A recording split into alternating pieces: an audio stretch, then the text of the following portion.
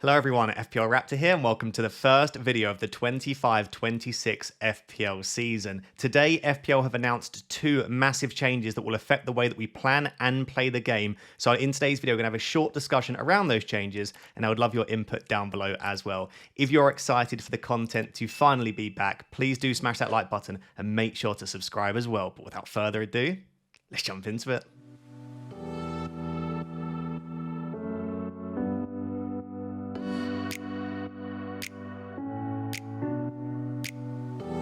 So guys, I'll be honest, I did not plan on making a video today because by all accounts this week it's been pretty clear to us that FPL was not going to launch despite that being our prediction. And so I was like, yeah, do you know what? We've not got prices, we've got nothing. FPL is going to be launched next week. I'll prepare to record some content next week. However, as of this morning, FPL drop a cheeky announcement. Defensive contributions will now be a thing in FPL, as we'll discuss. But I thought, you know what? It's only one change. I can discuss that next week. It's not enough to make a video about. Then we get a second change, and I would argue the second change is even bigger, as we'll discuss in a second. So I thought, do you know what? Let me jump on, even if it isn't a perfect video, and it probably will not be, it's at least worth having a little chat. So do forgive me, let me ease back into the FPL content, but I would love some support. Drop a comment, drop a like, make sure to subscribe. The YouTube algorithm hates it when we don't upload for a couple of months. It basically thinks that we've given up on YouTube. So please do support however you can. And let's discuss these two changes. I'll be honest, the graphics are not going to be perfect. I've literally just chucked this together in 2 seconds. I've not thought about what I'm going to say. This probably hasn't been the best start to a YouTube video, but the first change is that defensive contributions are now in FPL.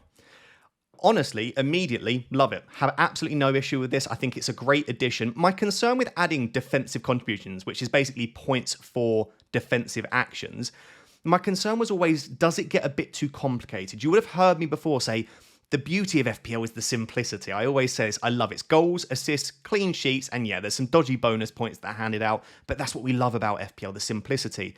If you played something like UCL Fantasy, it's too complicated for me. There's loads of things, they're changing subs manually. I just want it to be simple. But I think they've come up with a nice solution where it is kind of simple. So let's just go straight to it. There's a lot of spiel here about like why they've done it, but let's just go straight to how does it work.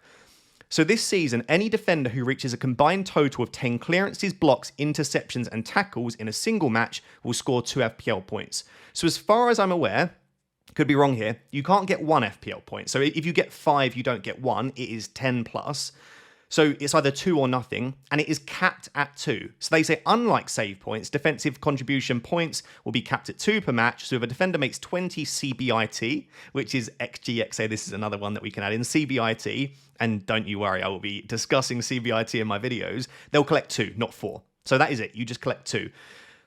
I've seen a lot of opinions on this back and forth, and I can understand both perspectives. I like that it's capped, because I'm kind of viewing this as, they could make a huge... Imagine they introduce something where it's not capped and players start getting like 30, 40. I don't know how that would be possible, but they start introducing something where it has a much higher ceiling than they thought. You've almost got to introduce it at a base level. Like the assistant manager chip, as we'll discuss, is now gone, by the way.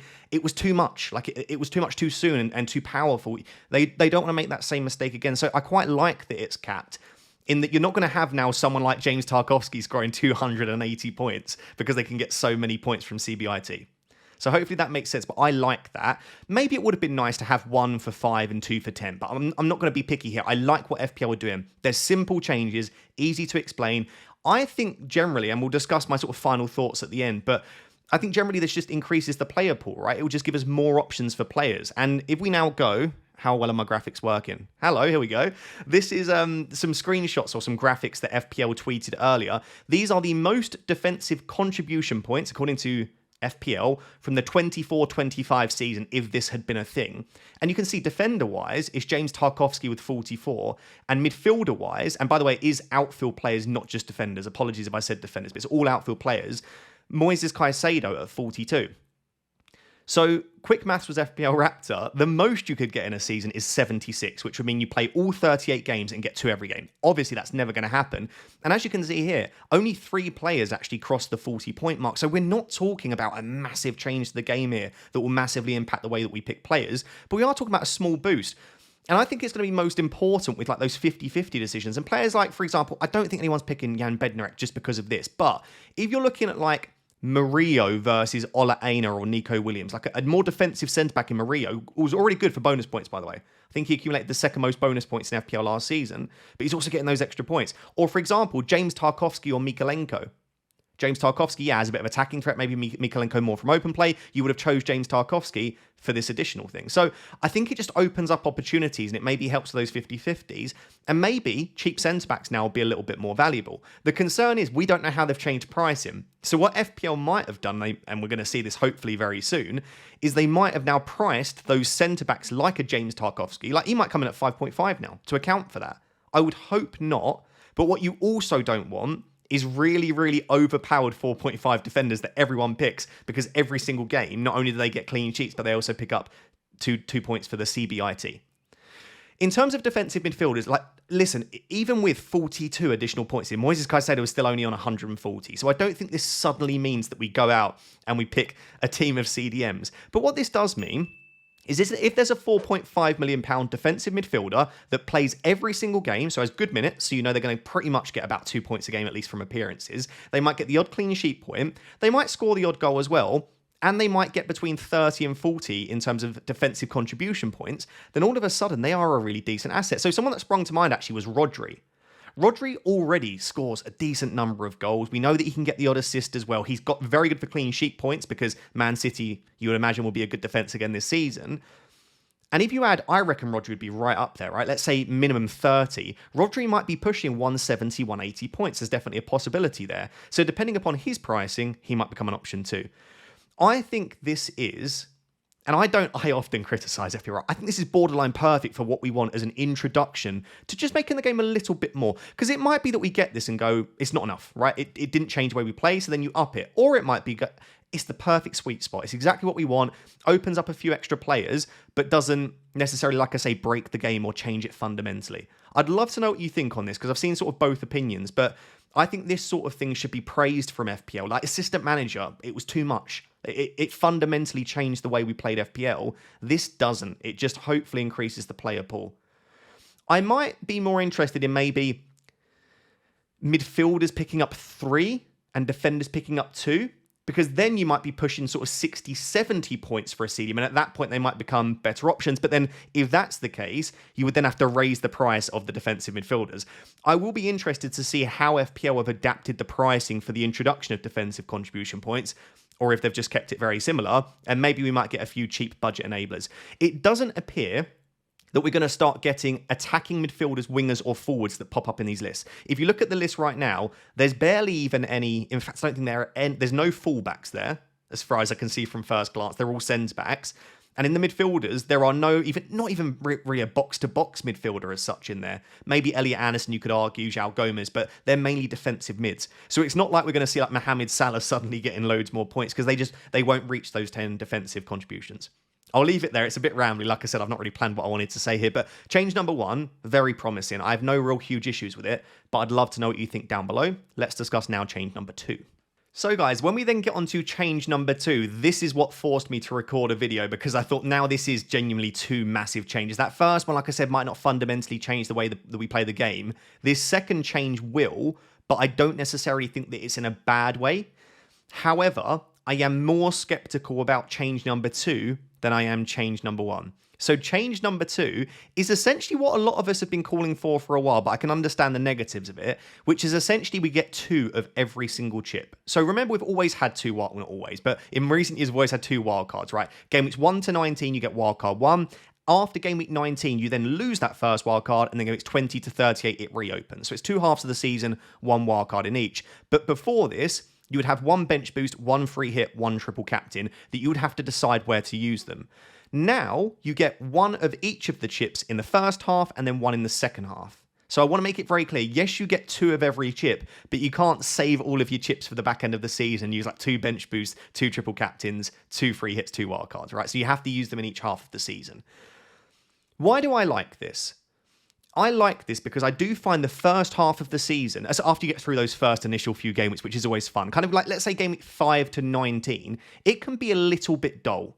you've maybe used your wildcard early game weeks 5, 6, 7, 8, something like that, and then you don't really want to end up using your chips because you know how valuable they can be in the doubles and blanks later in the season. You often don't have doubles and blanks early on in the season as well, unless there are postponements. So it can get a little bit stale, and I think that's the point that a lot of people switch off from content, but also from FPL. You see people in the mini leagues, they stop tuning in because that first half of the season is pretty long, considering you don't really have to do much other than just play one wildcard. So I do think engagement will be a little bit better as a result. I also just think it does increase fun. Like, as much as they are very swingy chips, which I'm going to discuss in a second, and as much as they can go against you, they can also go for you. And there is something very, very fun and enjoyable about using a chip inherently. So I think more chips, as long as it's not getting to a silly stage, I don't think it's necessarily a bad thing. I should note at this stage, Assistant Manager has been abolished. It's not in FPL this season. They didn't say they've completely got rid, but they said it won't be a thing in FPL this season. So in terms of why do people have an issue with this, what could be a potential concern? I think firstly, this rewards, and someone said this in my members chat, this kind of rewards poor planning.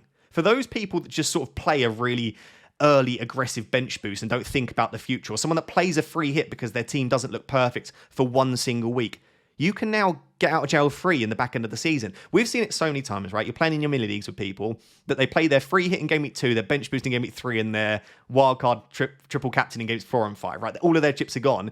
And then they get to game week 26 and there's a double game week and they're like, what do I do? That's when you often can get one up over them, right? Because they've been a little bit too aggressive with their chips. They've not thought ahead. Whereas those of us that are careful planners have kept all of our chips. This kind of does reward poor planning. And then some of these chips, I hate to say it because I don't want to get into like a luck skill debate here. And I obviously think that FPL is enough of a skill-based game to keep coming back every year. And otherwise, I wouldn't give advice if it was just luck-based. But I do think that a lot of chips are luck-based. Like, I think triple captain is almost purely luck-based. I look back on last year, and I don't want to keep being salty about it, but a lot of us, myself included, triple captain Haaland in game week 9. You might have said that was a bad decision. The man accumulated 2.33 XG in a single game and got 6 points. Do you remember in game week 2 when he got his 17-pointer? That was 2.1 XG. Now, that's a crazy amount of XG to accumulate in 2 games, and I'm very tempted to start the season with Haaland, but we'll discuss that at a later date. If you just look at kind of what should have happened, he probably grabs a couple of goals in each, but instead you've got 34 points with triple captain. No, sorry, 51. That would be normal captain. 51 points versus 18. I mean, I know the gap is less if you've captained them in both weeks, but what I'm essentially saying here is, especially with chips like triple captain, there is such a large amount of luck. And when you then think about bench boost, think about the amount of times your bench has looked absolutely brilliant and it's got you no points. And then think about the amount of times when you've only had 1 or 2 players that are actually playing. They've got a terrible fixture, but they both get a goal and clean sheet, and it's like 30 points.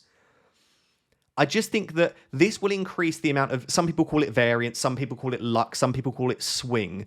You could see that as a good thing because it just increases the amount that can happen in FPL. You don't want it to be stagnant. But at the same time, if someone gets very, very lucky with both triple captains and both bench boosts, that is 4 extra chances for massive hauls. It was a bit of the reason that I said I don't like the assistant manager chip. It was 3 weeks of very, very swinginess in FPL. I should note, by the way, if you look back on last year, we obviously had the assistant manager for 3 weeks that was active. Therefore, we don't actually have any additional weeks that are chips active, right? We've been given essentially 3 extra chips, an extra bench boost, free hit, triple captain. The assistant manager was the 3-game week chip. So we're still going to have chips active for the same number of weeks. It's just obviously they'll be positioned in the first half of the season. I've probably not got through all of the points that I wanted to there. But just to sort of recap, I think enjoyment will be a little bit higher first half of the season. I think there will be a lot more to talk about. It will be a little bit more engaging. I think less people will drop off, which is, from a business perspective, probably what FPL were trying to do. I do think it rewards the casuals more than the planners. Because there's not really much planning that goes into playing a triple captain, bench boost, and free hit in the first half of the season. Like, there'll be a little bit, of course. But because there aren't the blanks and doubles and you're not thinking about other chip strategies, it will probably be a little bit easier. So I think it will reward casuals a little bit more. And as a result, sort of poor planning, you might get away with it a little bit more, not being as heavily engaged, which again is probably kind of what FPL were going for.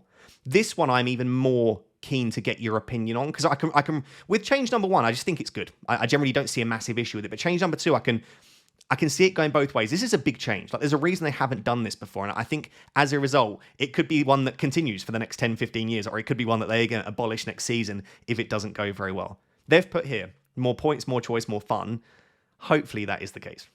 So guys, I thought I would just round up with some initial thoughts on what I make of the changes. Again, I've probably not covered everything that I want to in my head, but hopefully I've at least sparked a little bit of a discussion, and let me know what you think of it. So I also think £4.5 million midfielders will have slightly more value on our bench now. And I mean, very, very small amount. But if you pick the right and this is again assuming that they don't start pricing CDMs at a crazy price. But if you pick the right defensive midfielder that grabs a couple of goals and assists, also is really good for defensive contributions, maybe gets really good minutes in the odd clean sheet point, they could become a little bit more valuable. Like it might be that you have a £4.5 million midfielder on your bench that gets you 4 or 5 points when you need them, as opposed to the 2 that we're used to. I also think that, again, unless they completely change the pricing of centre-backs, cheap centre-backs might offer a really viable alternative to cheap sort of wing-backs or full-backs. So the example I'll give here is Murillo versus Nico Williams. Nico Williams had much greater attacking threat. He was on some corners, but Murillo was better for baseline bonus points, so he was really good for bonus, and also he'll now have those defensive contributions as well. So as a result, maybe someone like a Murillo might offer a really nice alternative to a Nico Williams, whereas last season, I would have, for the most part, as long as their minutes were both good, just go for someone like Nico Williams instead. I have said, though, this is probably unlikely to make a huge difference, which is good. We don't want massive wholesale changes because we all love FPL. If we all love FPL, you don't need to make massive changes, but you can always look to improve it. So I think in terms of that first section, change 1 I like. I think a lot of this I've already said, but maybe just to build on that, Game week 1 will quickly become the popular time. I can guarantee it, myself included, we are going to upload content creators lots of Game week 1 bench boost drops because it's the 1 week where you can change all of your players, other than obviously with your first wildcard as well, but you can change all of your players right up to the deadline. We might even get some leaks ahead of Game week 1 about which players are starting and which players aren't.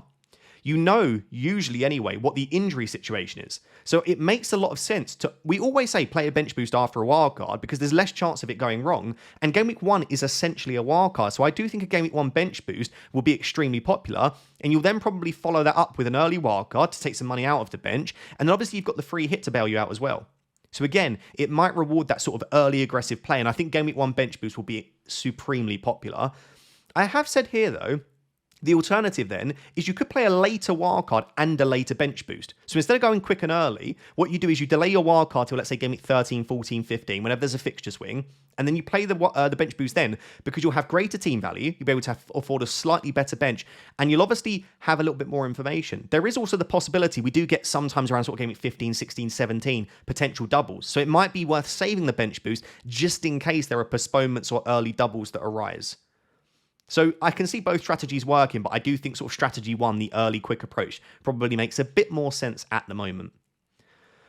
I've then just confirmed that I do think, like, send this to your mini league rivals, see what they think, but I do think this rewards people that don't think. They just play the chips, especially new players to the game. But do I think that's a bad thing? Do I think it's an awful idea? Because, like, you should just say, well, they should just read the rules. And I get that. But if people have just joined the game, they've picked a team, they say, oh, you've got a free hit and a bench boost, I'll just play that. People don't necessarily want to go through and read all of the rules. So I don't think it's necessarily a huge issue that this sort of suits and rewards the casuals, because realistically, we should be beating players that are more casual and don't really pay much attention. If we're getting beat by them, I think like that's more on us than it is necessarily the FPL and the rules. So I don't mind this. But yeah, certainly mini league rivals that sort of play all their chips early will be able to recover a little bit easier. So those are some of my initial thoughts. Again, I would love to know what you think down below in the comments. Get down there, offer me your opinion on both. I'm very, very eager to hear it. And yeah, FPL content's back. In terms of when the game's likely to go live, I've got no idea, but I would predict based on the fact that they've launched these changes, there have been rumours about price reveals coming, I'd probably say Monday or Tuesday next week. So early next week, we'll have a stream, we'll have my first draft, and then we'll be back in the swing of things. So guys, I just wanted to briefly mention that I am very much upping the membership experience for people this year. I've had people that very generously have been supporting the channel now for 4 years, which is absolutely crazy. And I always used to say, if you want to support me in the channel, feel free. And as a perk on top of that, I'll offer these great things. And that is still the case. I don't really want you sort of buying one of these. It's like, if you want to support me in the channel, great. And as an addition to that, you'll get these perks. But I also wasn't happy with what I was offering. It was very, very minimal. I'll be entirely honest. I'll hold my hands up. So what I'm doing now instead is hopefully making it worth your while, especially for sort of Wrap Tier 1 and above. Wrap Tier 2 Premium is, I've made it as cheap as you can on YouTube. So it's 99p. You basically just get a loyalty badge, member sort of emotes, and you also get priority replying comments. So if you just want to support a little bit, works out like less than £12 a year, then you can feel free to do that. Wrap Tier 1 and above, that's when you get a lot of the benefits that go alongside it. So the main thing that I'm doing this year, because I've moved house, I've got my own office and better internet, I'm going to be doing weekly members only live streams. I actually did a live stream yesterday, so you can go and watch that if you become a member. It's 45 minutes long. As soon as you become a member, you'll have access to it. And I'm going to do those every single week, probably on a Thursday or Friday, to answer your questions and to just have a bit more of a chat. This will not replace normal content. It will just be as an addition. We've also got a really good group chat going on X as well now, or Twitter, whatever you want to call it. And we do have our mini league with over 300, it might even be more than that, £300 worth of prizes in as well. And also you get obviously the perks from the prior tier. If you want to go above and beyond that, please feel free. There is a $12.99 one, but I don't expect anyone to do that. This is basically if you want one-on-one advice. If it's not enough for you to be in the streams, to also have access to the community chat. If you want to talk to me on a one-to-one basis, you can obviously do that. Again, you don't need to do that probably. You get most of what you need from Wrap Tier 1. And again, no one has to do this. You can still get all the content free. I still reply to so many comments on a weekly basis on all of my videos. I'll still be active on social media. But this is just for the people that want to support a little bit more. I wanted to give back a little bit more to you guys and actually offer a better experience for the members too. So I'll probably talk about this a little bit more throughout pre-season, but now's the best time to get on it. Make the most of pre-season. Once the game goes live, we'll be talking about people's drafts as well. And yeah, I can't wait to get started with it. But thank you for all of the support, and especially those that have been members for the last few years. So guys, there you have it. That is my first video of the 25-26 season. Oh baby, it feels good to be back. I really appreciate you being here. If you did enjoy this video, please do smash that like button and make sure to subscribe as well. As I said, get down below in the comments. Let me know what you think of the changes, and I can't wait for the game to go live. And as soon as it does, we will be fully underway with the content. Until next time, thank you very much. Bye-bye.